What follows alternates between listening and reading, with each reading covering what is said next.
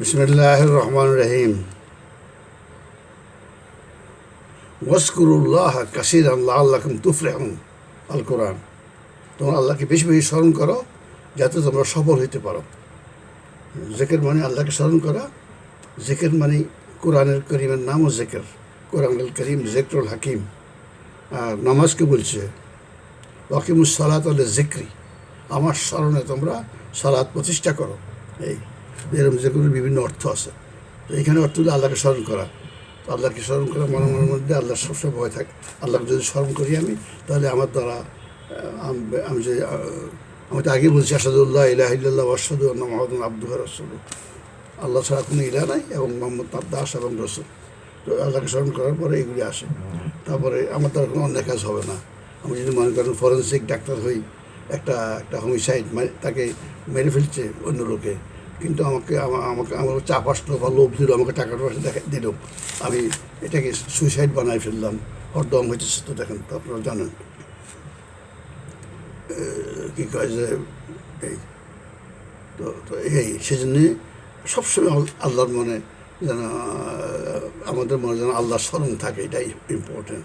তা বলছে যে ফাজা কুরিয়াতি সারাতু ফান্তাশিরু ফিল আরদি ওয়াবতাগু মিন ফাদলিহি ওয়াজকুরুল্লাহ কাসীরান।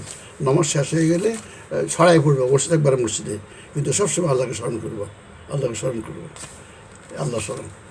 একটা কথা বলছে ওয়াত্তাকুল্লাহ হাক্কা তুকাতিহি, আল্লাহকে ভয় করা যেভাবে ভয় করা উচিত। ওয়াত্তাকুল্লাহ ওয়াল তানজুর নাফসুম কাদ্দামাত লিগাদ, আল্লাহকে ভয় করো এবং ভাবিয়ে দেখো আগামী দিনের জন্য কী অগ্রিম পাঠাইয়াছ। ওয়াত্তাকুল্লাহ ওয়া কুলু কাওলান সাদীদা, আল্লাহকে ভয় করো এবং সঠিক সত্য কথা বলো।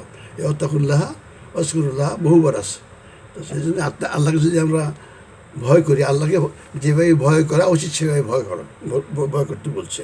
সাধারণত আমরা সন্ত্রাসী লোককে ভয় করি, তারপর হিংস্র জন্তু, বাঘ সিংহ এগুলি ভয় করি। কেন?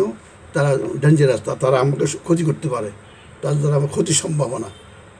সন্ত্রাসী লোক গুলি করতে পারে, অন্যায় করতে পারে, সে তার থেকে আমরা বেশি চলি। কিন্তু আল্লাহর ভয় অন্যরকম। আল্লাহকে ভয় করতে হবে, তাকে ভালোবেসে, তাকে ভক্তি শ্রদ্ধা করে ভয় করতে হবে। তা তিনি যে কাজগুলি করছেন সেটা যেন অবশ্য করি, যেটা নিষেধ করছেন সেটা অপরিহার্য। আল্লাহকে ভয় করলেই এগুলি করা সম্ভব। দুটা কথা, একটা হলে আল্লাহ জিকির বেশি বেশি করতে বলছে, আল্লাহকে ভয় বেশি বেশি করতে বলছে। আর থার্ড হলো ওয়ানফিকু মিম্মা রাযাকনাকুম মিন ক্বাবলি আন ইয়াতিয়া ইয়াউমুল্লাহ বাইয়ুন ফীহি ওয়ালা খুল্লাতুন ওয়ালা শাফা আল কাফিরুনা হুমুজ যালিমুন। ওই দিন আসার আগে বেশি বেশি করে ভালো কাজে খরচ করো, দান করো।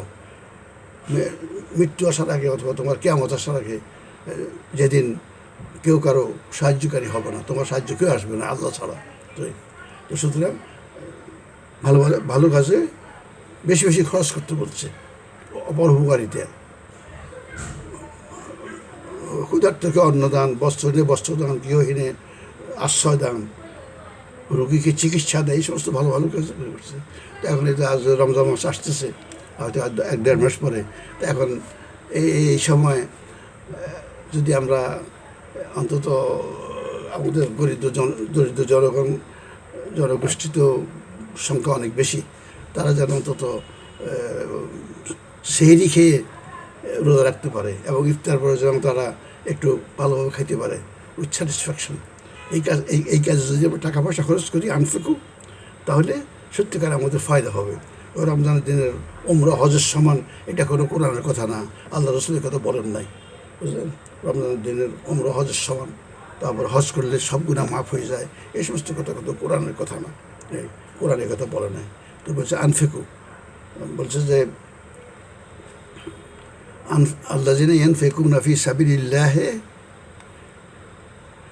কামাসালি হাব্বাতিন আম্বাতাত সাবআ সানাবিলা ওয়া কুল্লু সুমবুলাতিন মিয়াতা হাব্বা ওয়াল্লাহু ইউযাইফু লিমান ইয়াশা। যারা আল্লাহর রাস্তায় ভালো ভালো কাজে খরচ করে, দান করে, তাদের উপমা হলো একটা শস্য দানা, যেটা মাটিতে বপন করার পরে 7টা চারা গাছ চারা দেয়, চারা বাইর হয় আর কি। তো প্রত্যেক চারাতে একটা করে থোড় হয় শস্য, প্রত্যেক থোড়ে 100টা করে বেশি থাকে, ধান থাকে, জব থাকে, গম থাকে। তো বলছে যে একটার থেকে 7টা চারা হলো, 7টা চারার থেকে 700 হলো, 1 থেকে 700 যারা আল্লাহর রাস্তায় খরচ করে, দান করে, তাদের ভূমি হইল শস্য দাঁড়ানোর মতো 1 থেকে 700 হয়ে গেছে। তো সুতরাং 3টি কথাই বললাম, এরকম অনেক কথাই আছে। আল্লাহ বেশি বেশি করতে বলছে।